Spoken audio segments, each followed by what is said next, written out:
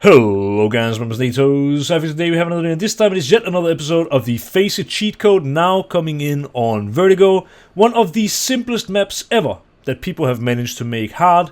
It is a map where with just 5-10 minutes of watching this video, I promise you your win rate will go up massively. If you understand the things that I'm explaining to you in the first 5-10 minutes, you already will be a much better Vertigo player. And if you keep watching the entire video, I promise you, this is going to be one of the maps you will have the highest win rate on by following the tips from this video. So, let's cover 6 topics again, just like we did on Anubis. We've got updating info A early. So basically going here and taking a look on A. We have blocking mid early. And while these two may seem insignificant, these are the two things I will be covering in the first 5 to 10 minutes that will allow you to win yeah, I want to say almost every game on Vertigo, but legit. It is one of the easiest maps to get good at, if you actually, understand it, basically. So again, might sound insignificant, but is very significant. We'll get into that later. Number 3, it's also a CT thing. It's the 3 stages of playing A as CT. I've talked about it before here on my YouTube channel, but I'll be covering it again. And I promise you, this time it will be even better. So then we move on over to the T side. We've got removing the possibility of CT early info A. So basically this thing, which is our most important topic on CT, which is updating info ST. How do we make sure that this does not happen? Okay. Then the second topic on T side is understanding how to play slow/balanced plus reactions. So for the reaction part, this is something that's very Vertigo specific. For the second topic here on T, understanding how to play slow/balanced, is something you can use on any map. And it's probably not something you will learn by just watching this video, but it will put some thoughts into your head that will allow you to do this properly in the future. And on other maps, and it's actually one of the best things you can learn when trying to go pro. The last topic on T side is something I call double lurking. It is basically a kind of Vertigo specific thing. It has some significance and will make your T sides extremely unpredictable on Vertigo, but it is a very hard thing to master, and it does come with a price and a risk. So we'll cover that last, because if you manage to get into positions of double lurking, you've almost always won the round. But if you don't manage to get into positions of double lurking, or if you try to go for a double lurk, again, comes at a price. We'll get more into that later. I want to just get straight into the first CT topic, updating info A early. Big thank you to CSGOEmpire for sponsoring this video. CSGOEmpire has recently added cases to their long list of things to do on their site, which means you can now open cases with far greater odds than the ones in CS2 itself. On top of this, they have 0% fees on their marketplace, meaning good deals for both buyers and sellers. Withdrawing your money is fast and convenient, plus their 24/7 customer support is ready to help with any issues you may run into. Use the link below or use code NA2 for a free case with up to $1,500 in prizes when you sign up. So, why is updating info on A early so damn important? Well, on many maps, basically any map, there is a sort of middle.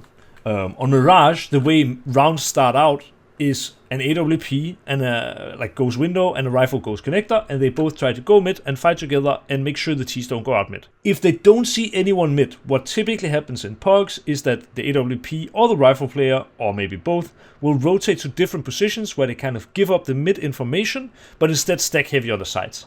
We've covered this in the first phase cheat code, where the relationship between mid and A, for example, or mid and B even, on a map like Vertigo, a map like Mirage, is, they're kind of tied to each other. So if you obviously can clear mid, you can stack on heavy on the sides. Vertigo doesn't have a traditional mid. Mid control is not really something that is fought for a lot of the time as T. You kind of just let it open, which is why Vertigo is untraditional. In a way, we can see A as mid, because what many rounds can start out as on the CT side is, if I come here and I see, okay, no one is A, now we will always have someone rotating very fast to help mid and B. It's basically a place where you check, are the T's here? Okay, no one's home. This means we can rotate and stack differently. This can be done in many different ways. It's not something I will go too much into detail with, but one of my favorite ways is I have some spawn lineups for deep gap smoke. I'll see if I can do it without my spawn lineup, because I never throw it. I think you just basically go right in front of this as close as you can. You see this line, you aim slightly down, and I think, that is the deep gap smoke. if you have this deep gap smoke, what people will typically do, let me see if I can buy a flash, is they will do this flash, and actually let me see if I can, how's it again? Grenade trajectory, this one.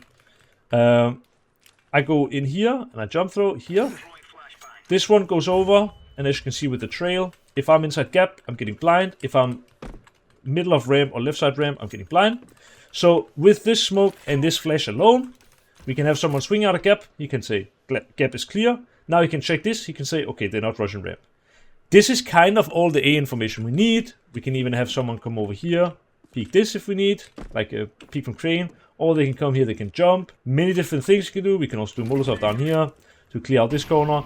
And this is basically all we need to know that A is clear. The player doing the smoke and doing the flash is the rotating player on CT, who, if A is clear, will typically run to help mid and B. And if A is not clear, will typically come and help fighting on A. This is the exact reason why updating info A early is so important, because it allows you to free up the rotating player. If I go here and I don't get any info and I'm just sitting like this, the rotating player can't really know if they're A or not, and therefore can't rotate and help mid and B. But if instead I come here and I do something to give myself some info, this allows my rotating player to rotate. So this moves us into the second topic on CT, blocking mid early. Why is it so damn important to block mid early, and how should we do it? Well, blocking mid early is really easy. All you gotta do is you can come here and you can just bounce a Molotov like that.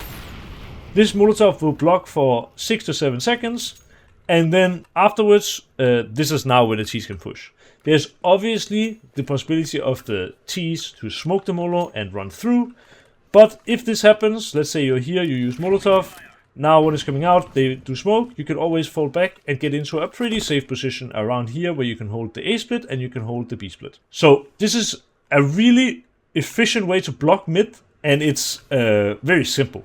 It's something a brain-dead monkey could do. These 6-7 seconds is actually enough for the most part for our A player to come out here and peek and check if anyone is rushing. This is the importance of blocking mid early. If we manage to block mid early, this means that in the time that this Molotov is burning, our A player, like a rotating player, will already know, is it going to be A or is it not going to be A? Okay? So this A player, like the rotating player, which is typically the AWP, can now come and hold mid from here with an AWP. Can also go hold mid from here, where you can hold the boost and down at the same time. You can also do what I call magisk, which is like jiggling in and out. You can have a Molotov out. If you get contact mid, you just Molo here. And now...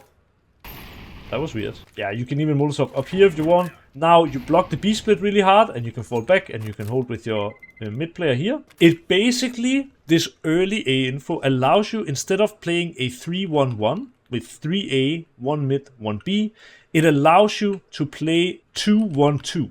Okay? Where the rotating player becomes the mid player, and the mid player becomes kind of a second B player. The reason this is so important is because the same way as Mirage mid works, if the AWP is window and sees no one is out, and the connector player comes out con and sees no one is mid, it is rarely the case that the short player, especially at a pro level, this will never happen, that the short player also rushes all the way out, and now there are 3 people just standing here and staring.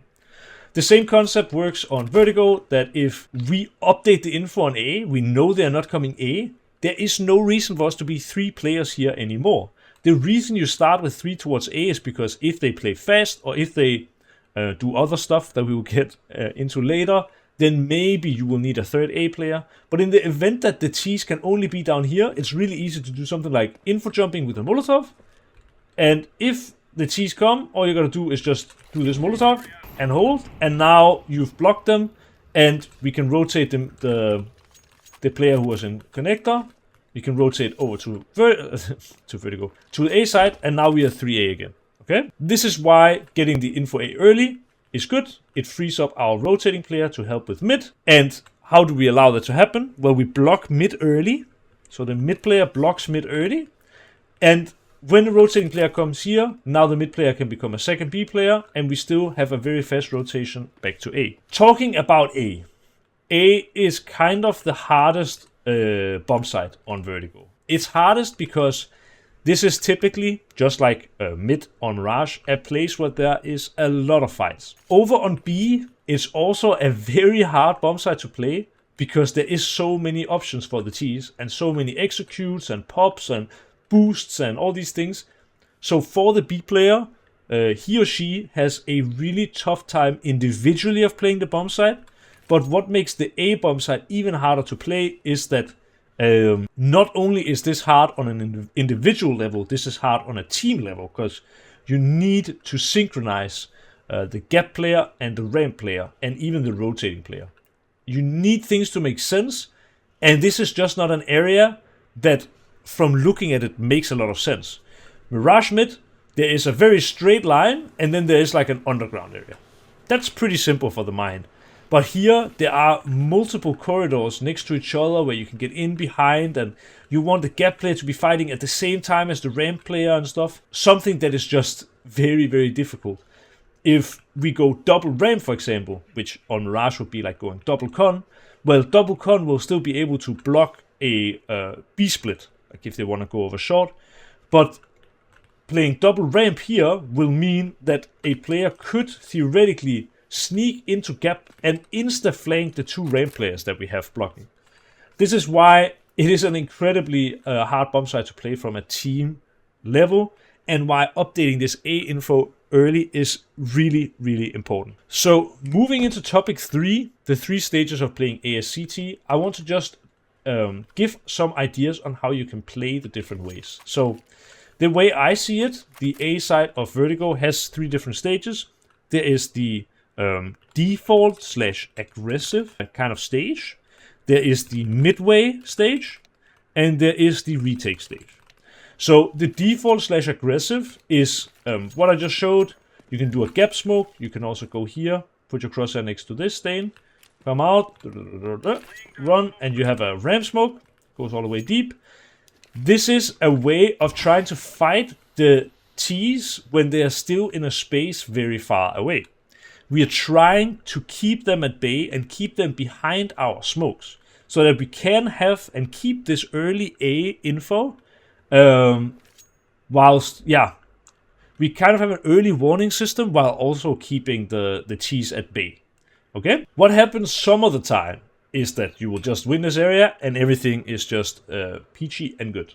What will sometimes happen is that the Ts do something to block this early A info, or maybe the Ts will rush, these kind of things, which can force you into the midway stage. What I call the midway stage is also, I guess, kind of the re-aggression stage. So midway, kind of re-aggression stage. There are a number of ways where you can do the re-aggression stage. I think we'll talk about this a little bit more than we talked about the default stage, because the default stage literally do a deep smoke here or do a deep smoke here, get the flash, get the gap player to swing. When this gap player swings, now try to fight for the area. That's kind of how it is. There are many things that can go wrong, like an AWP, peeking over the ramp smoke, stuff like this, but it's something you learn with time. If I tell you all of these things now, you won't learn it, basically. So, the midway/re-aggression stage. What would be an example? Well, an example would be giving up the space or jumping info, and when you get info, you have a teammate who is here. I guess this is kind of still stage 1 actually, but yeah, I just want to show you this. You can sit here, aim at this line, and do double click jump throw. This one is like a really good flash to fight later in the rounds. Full blind everyone. This is probably not a good example for the re-aggression stage. The re-aggression stage would be something like, we've been fighting this area, now we gave it up and we fell back towards the side, but we want to try and take back area or take the fight to the Ts. An example of this could be me sitting crane, holding here in a not that nice position, but then having my AWP, and for the sake of this video, let me show it with an HE, you go into this corner, and you can either aim here where these two connect and crouch, or you can just crouch and aim left side of this square. This grenade/flash comes over and is very, it's very hard for Ts to dodge, let's just say it like that. The height of it makes it so anyone playing here will get blind, anyone playing here, here, everyone will get blind, okay? Very good flash. This would be an example of regression where I'm sitting train, and when I call for the flash, I'm saying now, I go out and now I try to fight. I am trying to take back this area that I lost at a timing where either A, I think the T's have left it, or B, I want to kill the T's before they line up a perfect execute. Okay? So for this regression stage, again, there are many ways you can do it. One of the things I love to do is just, if we are falling back to here, I like to do this kind of smoke. This smoke goes down and lands inside gap and makes it so, this actually went pretty deep. I think I got a little bit unlucky with the lineup, maybe even slow walking. But basically this will go down and land down here in gap. As you can see, it would make it so there's only this angle I kind of need to be careful of. Gap can't see me, and now I can walk out and I can peek people on ramp. This is another example of reaggression, but very different. I think, I haven't thrown this smoke for a while, but you can also aim, you see this thing, if you aim in this line on the left side, you jump throw. This one goes over and it actually lands like out here and blocks gap more sort of aggressively. This is a smoke that me as CT, I can walk through it and also fight ramp, but otherwise it also just blocks the player's ramp. And I think, let me see, is it like this now? Yes. There's also this Molotov that I can do, which burns, well, it used to burn on top of the sandbag, I guess maybe now it doesn't. Probably there is a better Molotov lineup. Probably you can do like a jump throw forward. I don't have jump throw forward bind right now, but there has to be some kind of Molotov you can do that bounces over and instead lands on top of the sandbag, because that will probably be better. Yeah, there's definitely a better Molotov lineup that burns all of it, right? That's the point. But this would also be a way to reaggress. We gave the T's this space, but now with this Molotov, we make it so they either have to push forward the Molo or behind the Molo. And this smoke makes it so they can't gain further space. They can't keep going into gap. Okay? So this is also a possibility for reaggression. Again, my lineups are not polished right now. There is also a lineup, just to tell you, where you can, maybe it's here in CS2. I think this is it, which would be, there is a flash that lands up here, which blinds anyone here, and here, and here, and here, and here, and here. And this is also a flash you can, for example, throw to reaggress. There are many ways of reaggression. The point is not so much showing the different ways, because almost everything works so long as it makes sense tactically. But the point of showing it is that it is possible to forfeit this area and win it back. In fact, there are many good ways to do exactly this. Even something that is actually one of the most used reaggressions is where you take 3 or 4 players A. The first one crouches out like this to avoid the headshot angle and give the info late. Peeks this and just keeps contacting forward. And when this player gets contact, then you have 3 more rifles who just swing out and try to destroy everyone in this area. Because this is typically where the T's want to line up, especially if they want to do like a deep combo. This is an example of the second stage, which is the reaggression stage. So we had the default stage and we had like default/aggressive. We had the reaggression/midway stage. And then there is also the retake stage. The retake stage would be forfeiting not only this area, like the ramp and this, but in fact forfeiting the entire bomb site. The retake stage is something you can only really play with success when you have a lot of damaging util. So Molotovs and HEs. A really easy lineup for this, for example, is just getting stuck in here, seeing this yellow line up to like in between this and Molotov. This lands and burns basically the whole bomb site. There are a couple of places you can still plant, but for the most part it's very, very hard.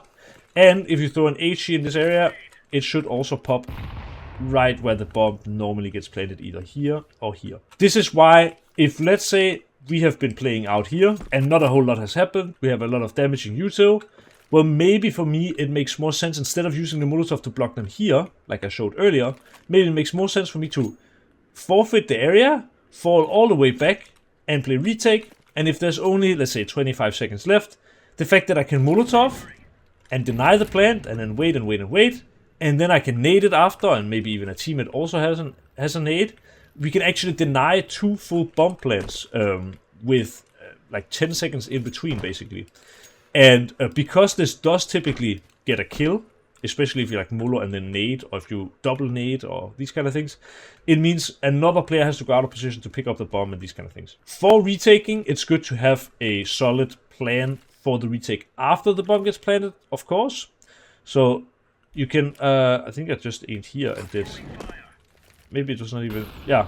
If you slow walk, I think even if you run here, maybe running is, yeah, running will also work. You can jump throw a sandbags Molotov, which can be quite nice. I think even this lineup is like pretty forgiving. So this sandbags Molotov clears out a really dangerous area, because a lot of AWP players will stay here for late. And then also I know there are like smoke lineups. I'm not even sure exactly how they work. I don't really use these kind of smoke lineups, but some people have like smoke lineups that land either here or land on the bomb or these kind of things. Some people choose to do this smoke, which I think is maybe a little bit of a waste. But again, I'm just showing you possibilities of playing a retake setup.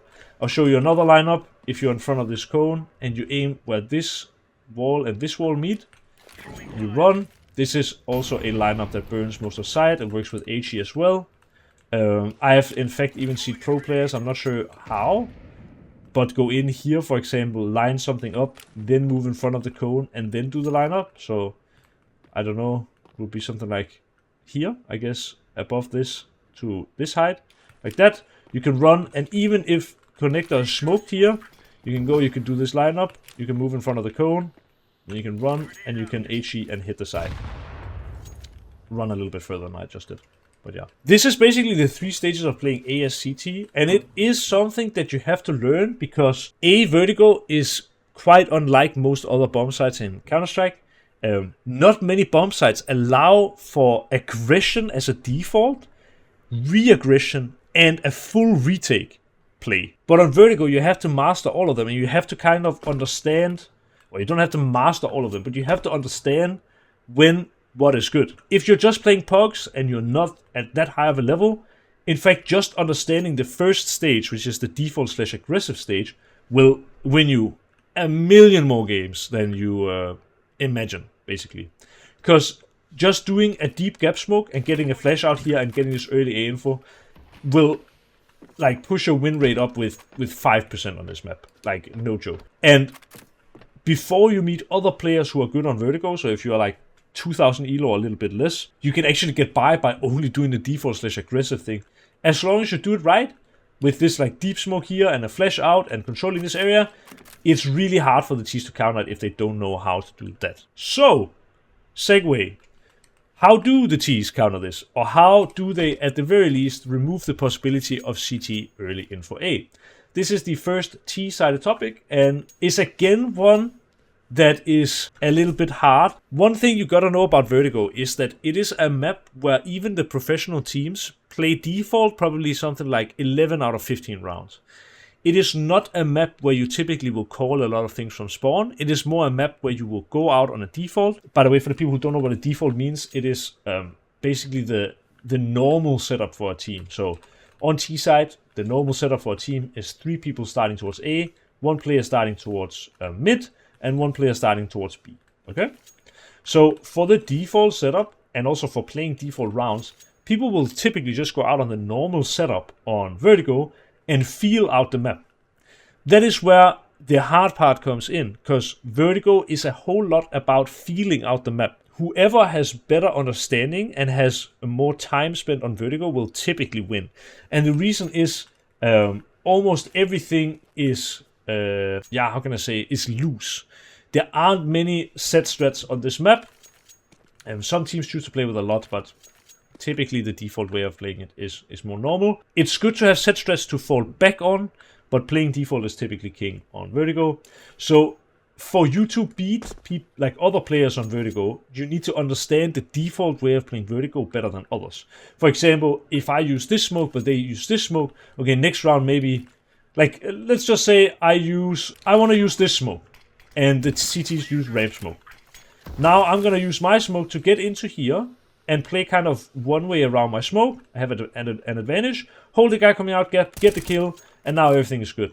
Well, if the CTs now, next round, decide to smoke this, well, I need to come up with a different plan, because now my basically one-way smoke is useless. I can't go gap any longer. So I need to find a different way of using my smoke to deny this information or try to get a kill. One of the best ways of denying CT's info on A early is I just come running here and I go here, and when I see this shadow, I aim right around here and I run through. This is a smoke that lands kind of at the top of the ramp and is quite tall. It makes it really difficult for the CTs to update any information on A from here, from here. In fact, it even makes it hard for them to update info from here.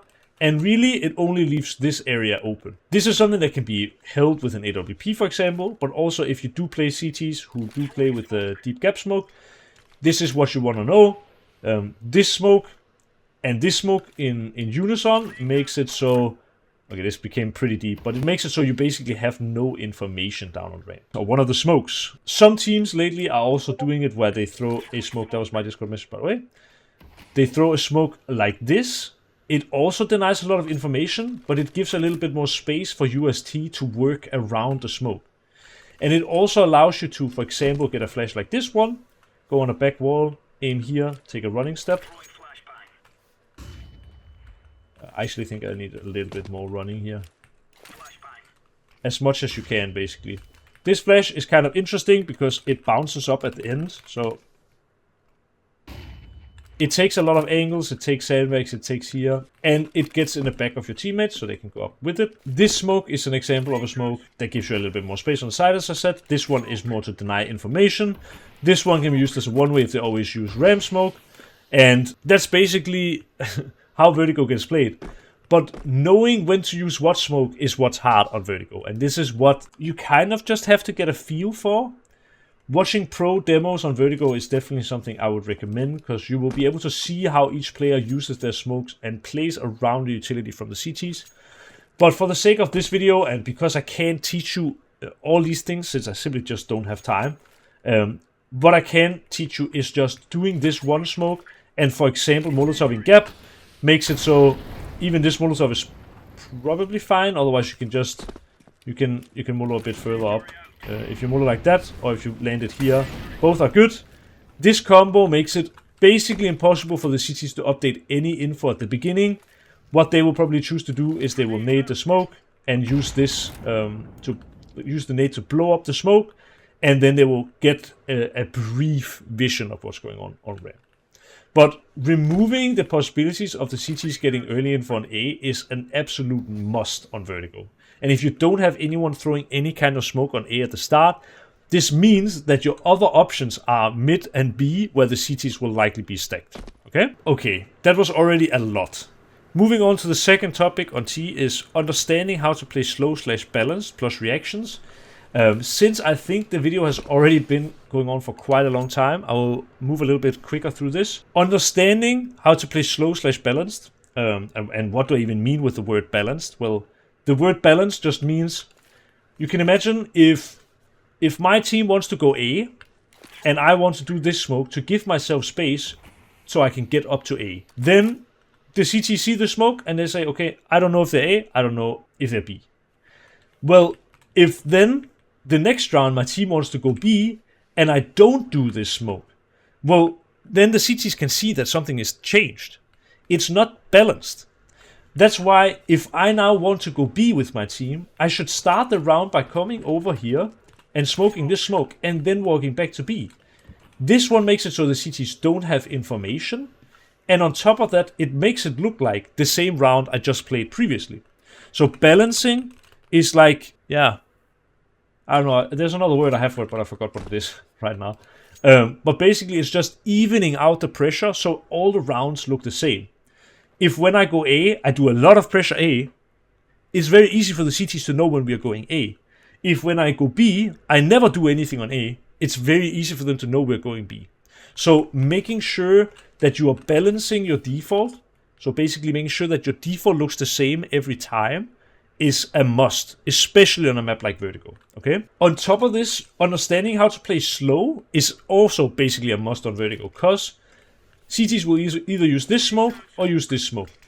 And a lot of the times, CTs will smoke this and then maybe even re-smoke it. Maybe they will do ramp smoke first, and then when this ramp smoke is about to fade, they've had a long time with information, maybe this guy, he goes back and he does a gap smoke. This is a total of like 40 seconds where we can't do anything on A if we don't want to go through the smokes.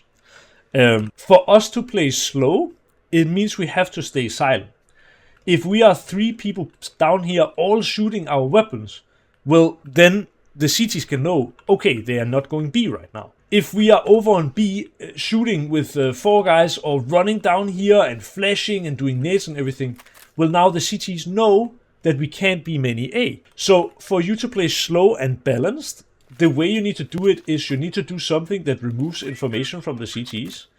And then on top of this, you need to stay patient and make sure that you play in a way where you don't give early entries. So basically you don't die on your T side. And then after the smokes, that's when you want to be moving up. An example of a round could be we're waiting 40 seconds, like one smoke comes and the second smoke comes. We're waiting 40 seconds. Now after the smokes, we just decide to contact up. We do a Molotov sandbags, we clear this area, we check it, and let's say now we want to gather the team and go to the bomb site together. If we want to go A, well, it's smart for us to stay silent when we are setting up for the A execute, because if we are spamming a billion walls and throwing flashes and making steps and peeking a little bit and stuff like this, it's very clear to the CTs we are going A. If we want to take this A map control and we want to go B, well, funnily enough, it's also important that we go silent. If we are spamming walls and stepping, or if we do noise down here or something like this, this is a telltale sign for the CTs that we are going to be. So for a team to play slow and balanced, it's also a lot about eliminating sound cues or eliminating any info that is given away for free.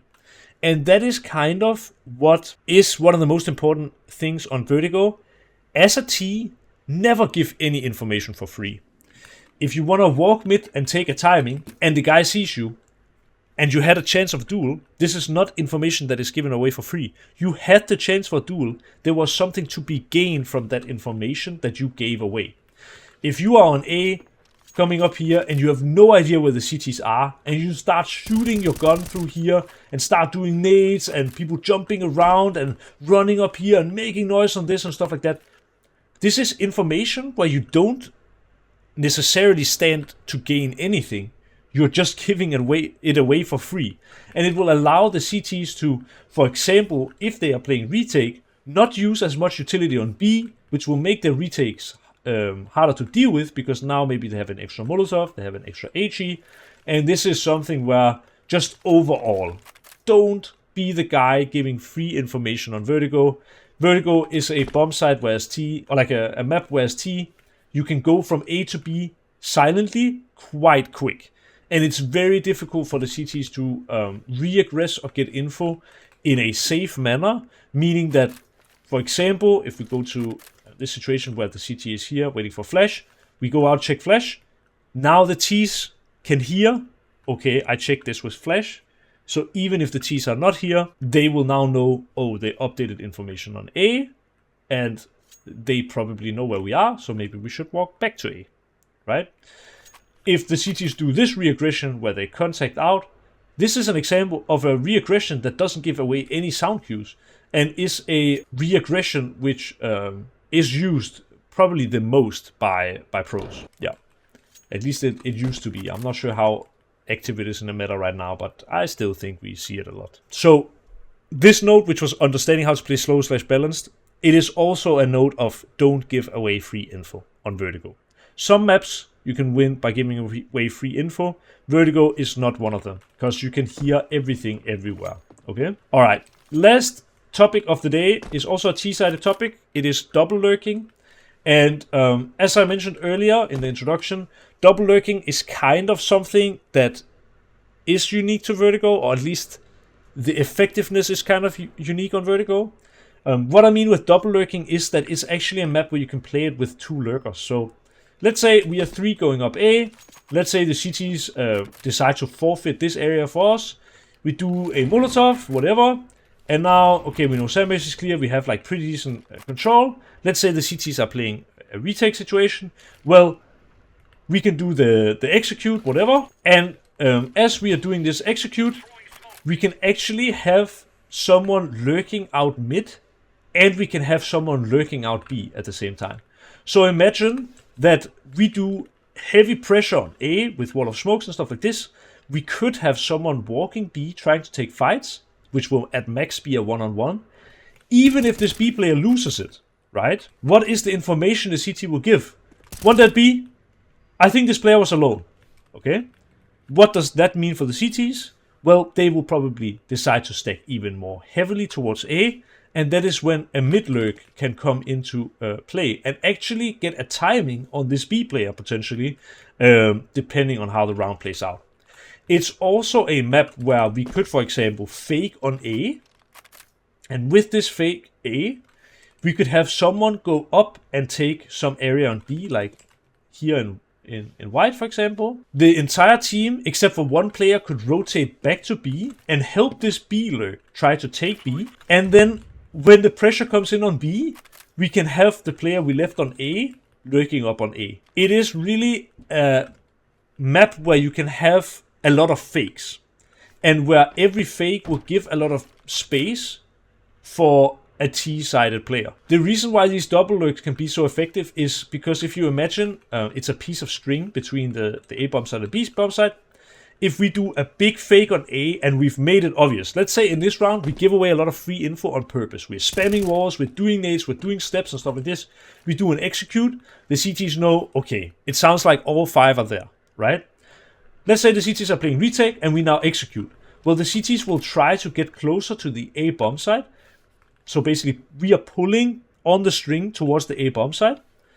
Then our B lurk goes up and gets an advanced position on B, maybe here, maybe white, maybe even tries to go in and take the bomb site altogether. And now, as this is happening, right, we can rotate back to B as I mentioned. Now we are pulling the string back to B. And maybe we are getting a bomb plant on B, but this again activates the lurk from the A player, where we can now lurk behind. A lot of these type of situations will end in a CT save with 3 players alive. So imagine they go towards A. Now we have one guy going in and locking like early B, whatever. And now we go up to B, we plant the bomb. Now the CTs are in a 3-5 or 3-4 or even maybe a 3-3 where they feel like they don't have the utility to go for it. Then if they do save, we have an extra lurk on A stopping the save. Or if the CTs are in a 3-3, for example, they start playing this retake, and our 2 B players who are here, they play passive, well, we have someone who is a late lurk and can typically have massive impact in this round and who is unexpected. I think this last part was a little bit confusing, but I hope it kind of still gives you an understanding of the double lurk principle, which is definitely useful on a map like Vertigo.